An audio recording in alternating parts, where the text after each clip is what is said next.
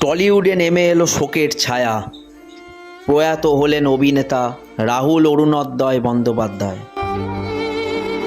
ভোলে বাবা পারকারেগা শুটিং শেষ করে তালসারি থেকে ফেরার পথে তার সহ অভিনেত্রী শ্বেতাকে নিয়ে তিনি সমুদ্র তটে যান এবং সেখানেই তিনি তলিয়ে যান।